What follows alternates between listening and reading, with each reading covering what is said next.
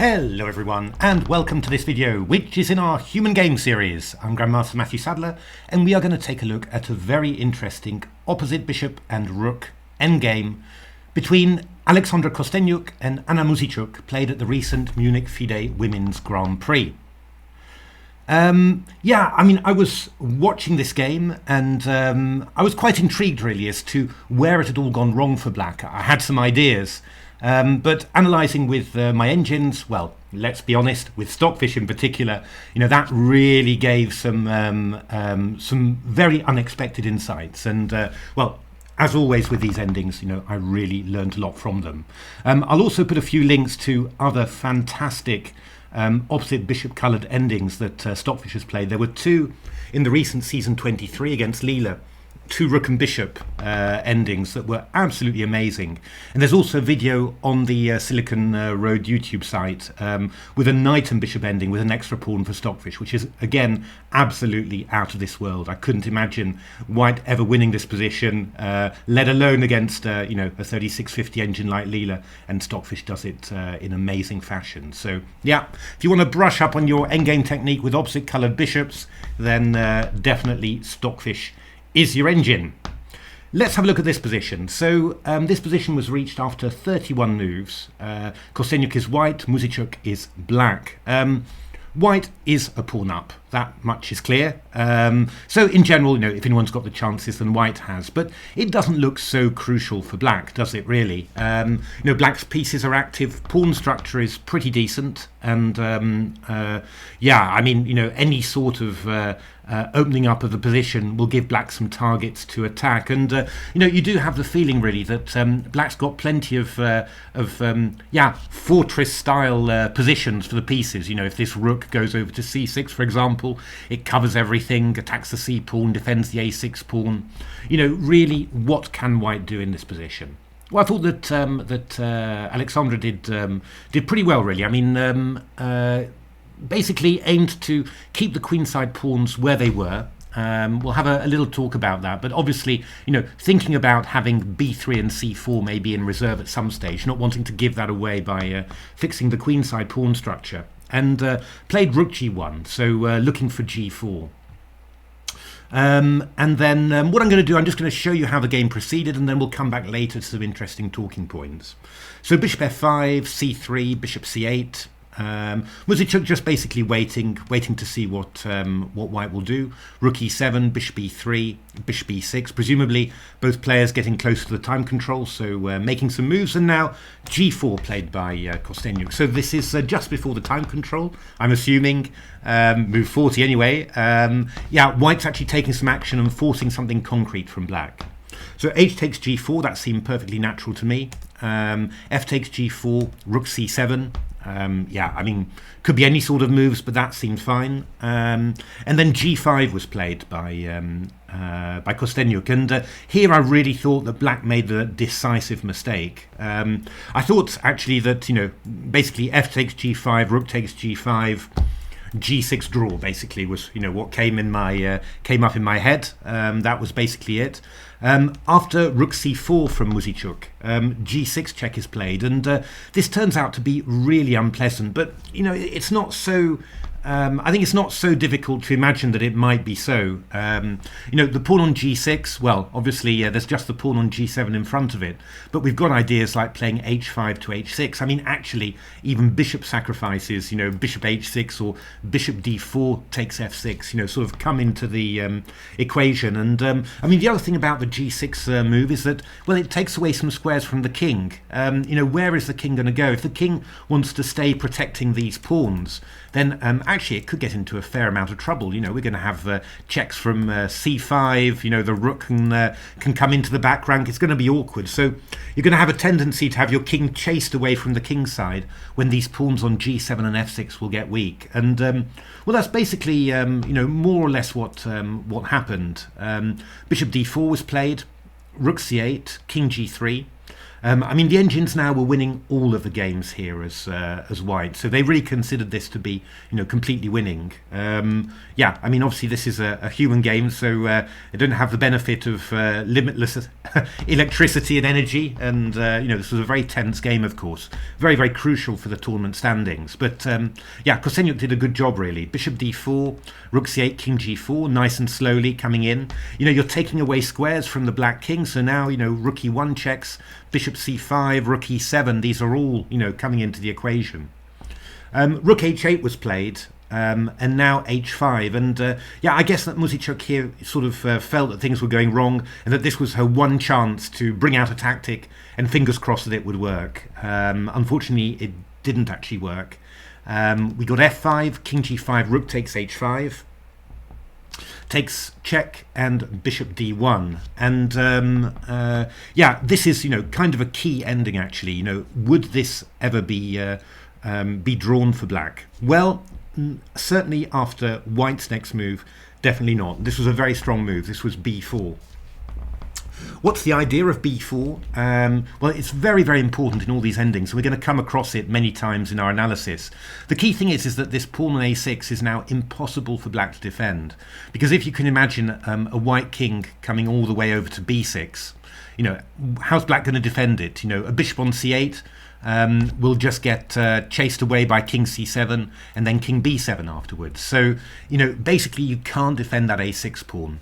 And now when you think that white is going to capture this g7 pawn and have a pass pawn coming through here, well, it doesn't take too much imagination to realize that, at the very least, white's going to push that pawn to g7, and whilst the black king is dealing with it, the white king's going to come over to the queen side and win the pawn.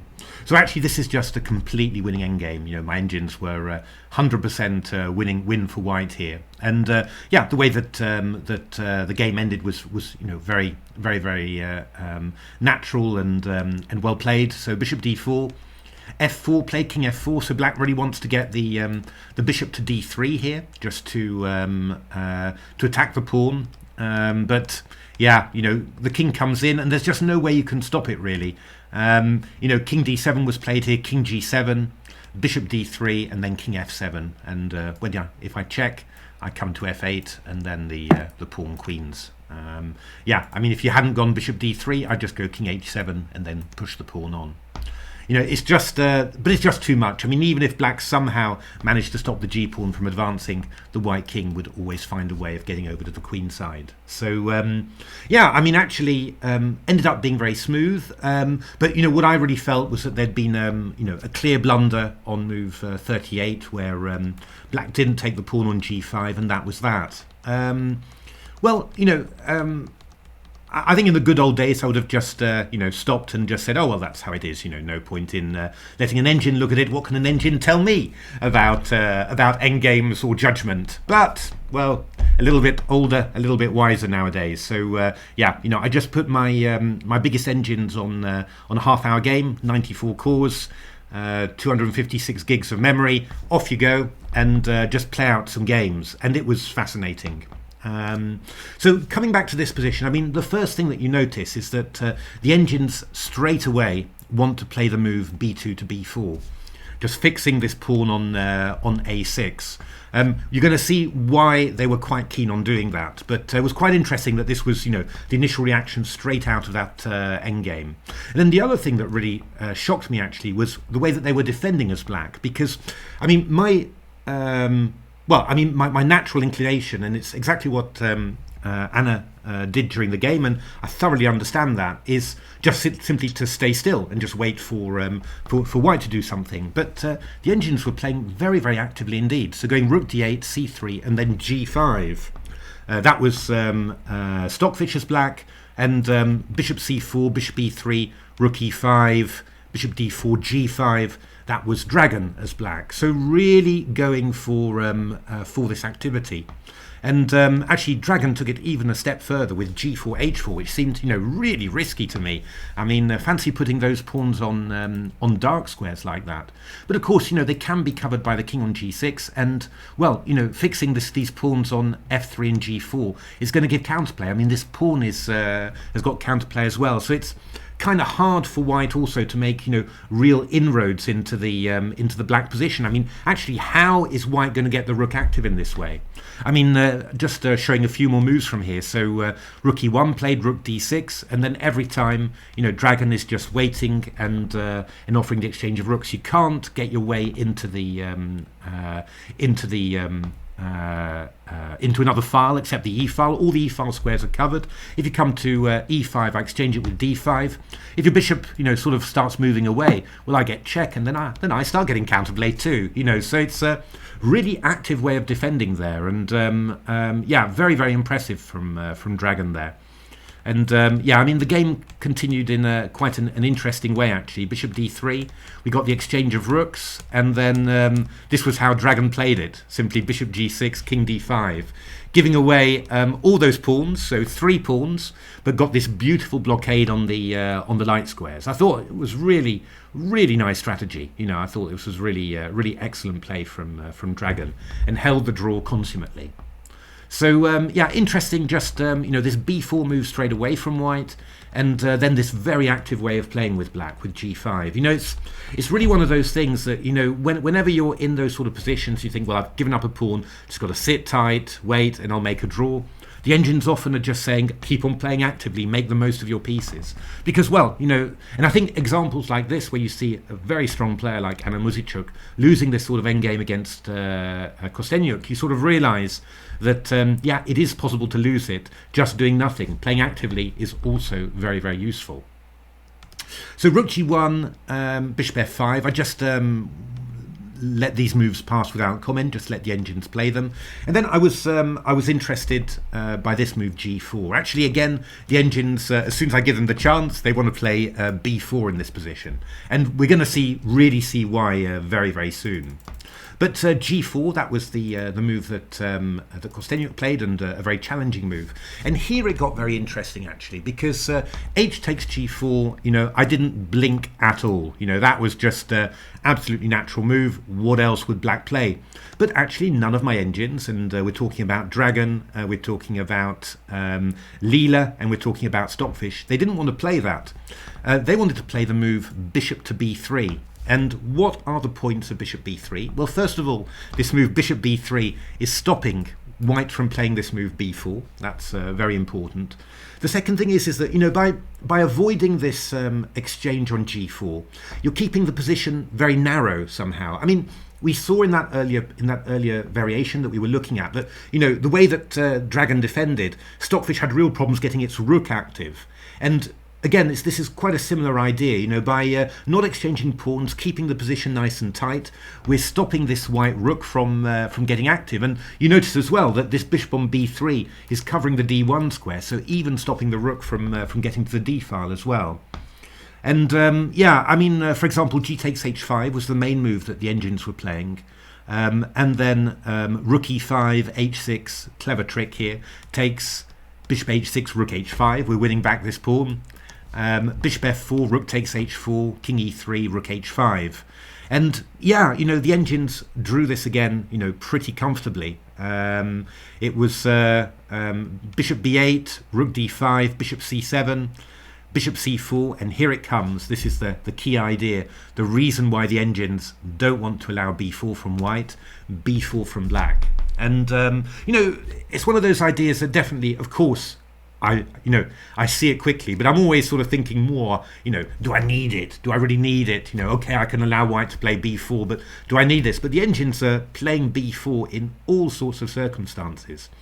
Simply, they understand that in this position, this is rock solid. I mean, you've got 3 against 1 here, of course, but you are never going to break that. So this queenside structure is completely invulnerable. If you let white get in b4, then the a6 pawn is weak, and that makes a huge difference.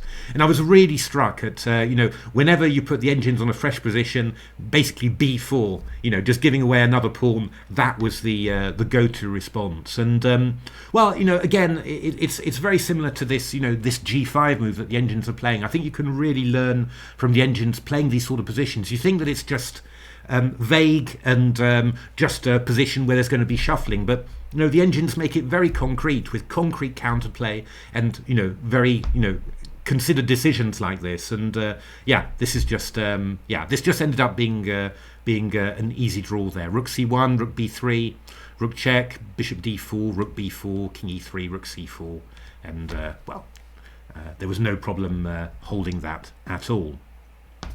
So that's very, very interesting. You know, this move bishop b3 I thought was really nice, and then the idea of following up with b4 afterwards. And b4 is very much on our mind, because when I made the engines play takes and takes, Stockfish and Leela that really play the opposite coloured bishop endings the best of all the engines. You know, Dragon is a little way behind, getting stronger I have to say, but still a little way behind. But Leela and Stockfish, the only move they considered in this position was the move b4.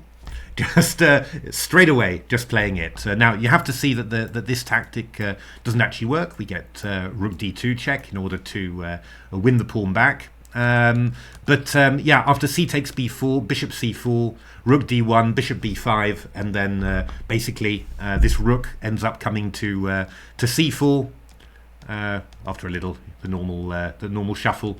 Bishop b5, and then Leela just says, okay, this is just a dead draw. No worries at all. And of course, Leela's completely right. You know, you can't create a pass pawn on the queen side, and you can't create one on the king side. So being 2 pawns down doesn't make any difference at all. I mean, I think, you know, very important to know. And, you know, to be honest, the reason I really like examples like this, and also to see how the engines approach it, is that it's never a problem during a game of not seeing an idea particularly. You know, a move like b4, of course you see it, you know, you're thinking about it, but it's always a question of proportionality. You know, you sort of think, yeah, I can do that, but do I really need to give a pawn away? Am I just seeing ghosts? Am I just imagining it that white could cause me problems? Am I just going to put myself into problems? And then seeing engines, you know, straight away reacting and taking this sort of concrete approach. Well, I mean, it gives you courage in your own games, you know, to do the same later.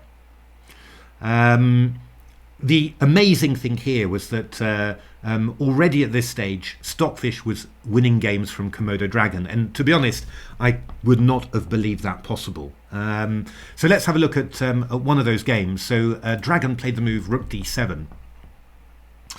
And now Stockfish played a move that really shocked me, but it was h5. Again, it's that sort of inbuilt fear of putting pawns on light squares when you know, when the opponent's got a light squared bishop, really.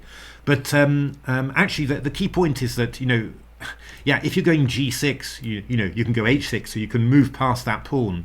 And well, actually, what Stockfish is going to aim for, the bishop's coming to d4. We're going to play g5 even as a pawn sacrifice. And then we're going to try and win this g7 pawn and get a past h pawn. And, well, Dragon was unable to deal with it. You know, I just watched this stuff unfolding in front of me in amazement, not just once, but like, you know, 3 or 4 times. And then you just sort of realise, my goodness, you know, this is really serious. So let's have a look how it went. Rook d5, b4, of course, from Stockfish. Rook e5, rook g3, rook d5, bishop b6, king f3. Looks awkward, but it's only temporary. We can always chase that rook away if we want to. Rook e5, rook g1, rook d5, bishop d4, bishop c8. And now this move g5 that, yeah, well, once I spend a little while I understand it, but yeah, it still feels quite shocking somehow. I mean, you know, rook takes g5. What does this remind you of? Of course, it reminds you of the ending that Alexandra got against Anna later on in the game. You know, it's not quite as good. The black pieces are a bit closer. The white pieces are a bit further away. But I mean, the basic idea is that the white king is just coming round to the queen side. So, for example, this was Stockfish against Leela. I made Leela play this out just to check that it was winning. Bishop g4, take our h-pawn. What do we care? We've got so many ways of stopping the g-pawns. It doesn't really matter. We get one back. We get this one back.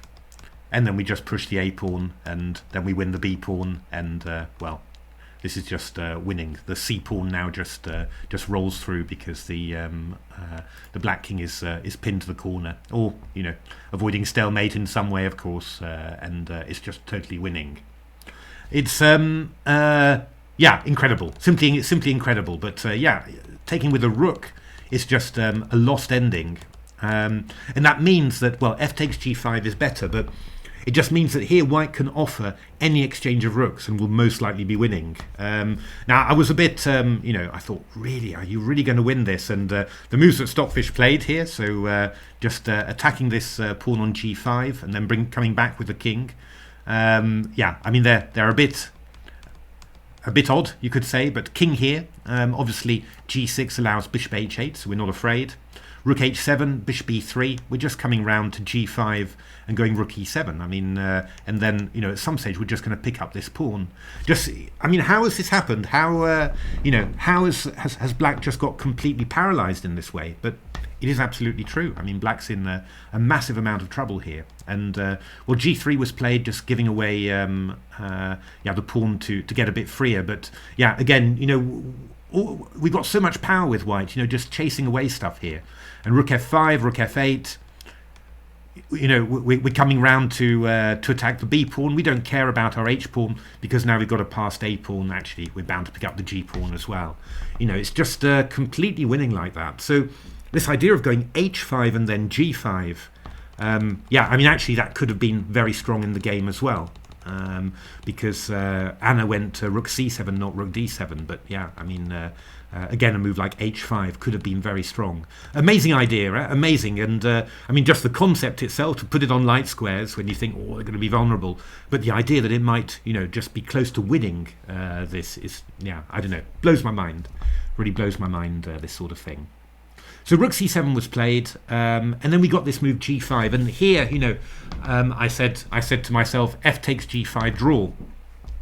Rook takes g5, g6, and well, you can see how important it is to get in this move g6 because, yeah, this h pawn is not pinning this pawn on g7 down. Yeah, the pawn on g6 is great. So, I really thought this was going to be just a draw. But although Leela was holding this with black, Komodo Dragon again was not succeeding, and this is at a 30-minute plus 3 seconds time control with 94 cores to play with. So Dragon is awesomely strong, on my hardware, So I mean, it's really I really found it quite incredible, and it reminded me very much of these games from the TCEC Super Final where Stockfish played against Leela, where basically you saw the manoeuvres and you just didn't understand why they particularly worked, but you could sort of get a sense of what Stockfish was trying to do. I'll just show you how one of those games proceeded. So bishop e3, bishop f4. Yeah, there's a lot of shuffling here. I mean, essentially what Stockfish tries to do is somehow make this black king passive and white king active. So rook f2, king g3 check, bishop d4, king f4, king e3. Yeah, just a little bit of shuffling around. Needs to get to the e file at some stage. There we are. Shuffles around again. Don't worry about it. And now this is basically, it's around here that it starts to go wrong. And please don't ask me to explain what the tactics of it are. But, Komodo Dragon plays bishop c8. And now all of a sudden the pieces seem to end up wrong. So bishop c5 check played, king d8. You don't want to, I mean, the white king's coming to f4 and we're going to e7. So that's why black doesn't put the king on d7 there. And obviously, black's a bit worried about putting the king onto f7 because, well, if the white rook manages to get into e7 and then hop over to the queen side, then a6 is in real trouble. So bishop b6 check, king d7, king f3, very subtle move. Rook d3 and then king f4 and king e5, and now Stockfish is saying this is a total win for white, which is also pretty mind-blowing, of course. Well, the way that it happened, we got this check-in, king b7, and then this lovely move bishop d4, just stopping the rook from picking up this h pawn. And then now the h pawn runs, and yeah, this is a very dangerous rook's pawn. I mean, I can just move it all the way, and obviously the black king is really restricted as well. So b4, rook f6 played. We just want to go rook f7 and then h7 to h8. So rook check, king f4, check, king e3, check, king f2, and then black gave up this pawn. And well, it's still not a totally trivial win for white, but white managed to make it. But this was Stockfish against Dragon from a position that I'd assessed for myself as absolutely completely drawn.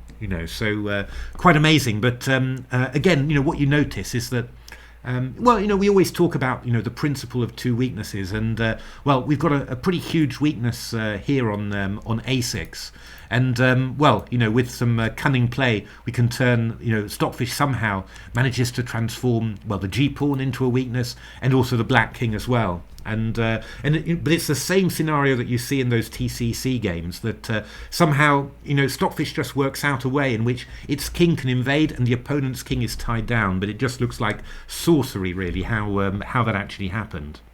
But again, what can you learn from something like this? It's I see it more as inspirational really, that you understand that, because I might think during a game, oh, this is just drawn, whatever, just finish it off and try a bit, but half-hearted, not believing. Now I just know, well, Stockfish won this. It's possible. It is possible.